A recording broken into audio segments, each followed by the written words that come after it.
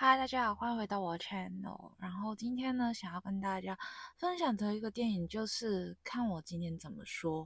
这部电影呢，其实还蛮值得期待的，因为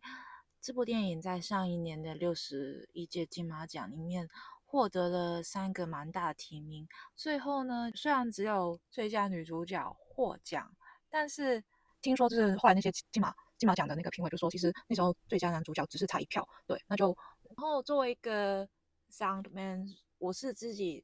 对于他是提名了最佳音效设计这一点，我觉得会很期待，真的是值得一做最佳音效设计奖。看我今天怎么说这部电影呢？其实就是在描述3位听障人士的一个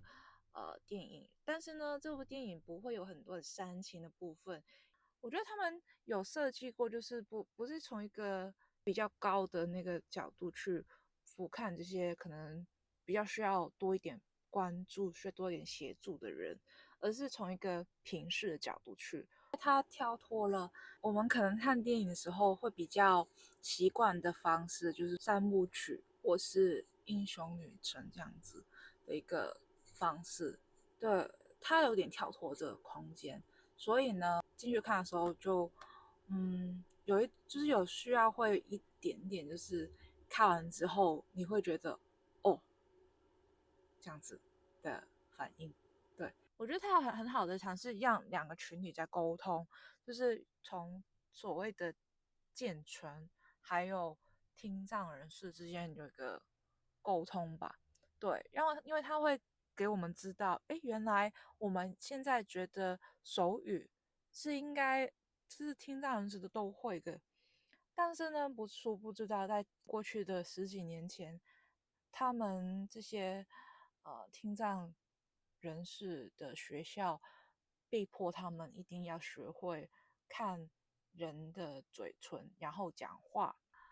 而且他们还不让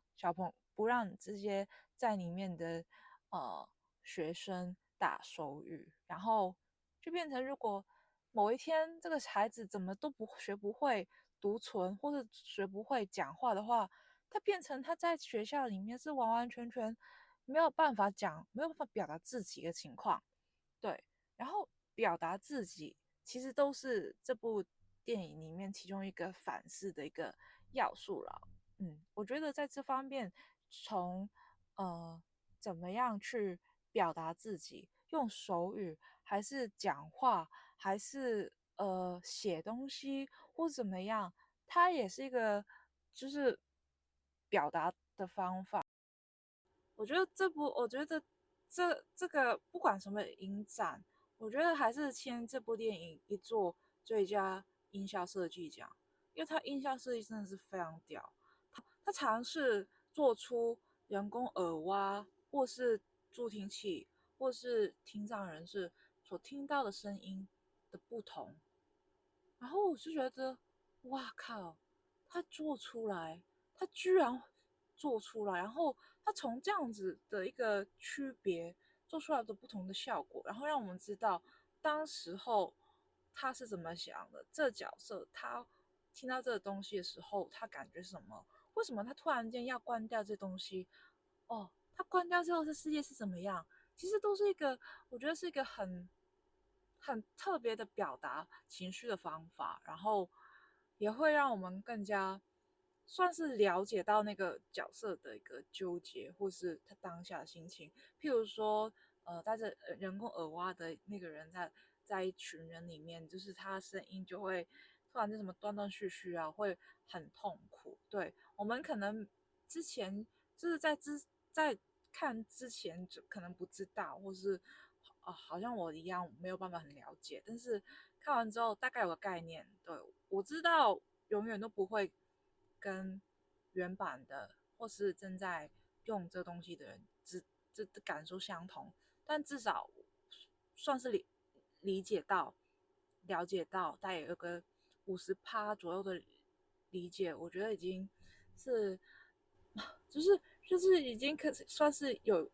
进行认识这个步骤了，已经。当然，就是在做后制作音效的时候呢，我们也是希望可以贴着每个角色，然后去帮他可能选择一个乐器、一个 motif 去代表他自己。但我觉得最屌这个是，这也是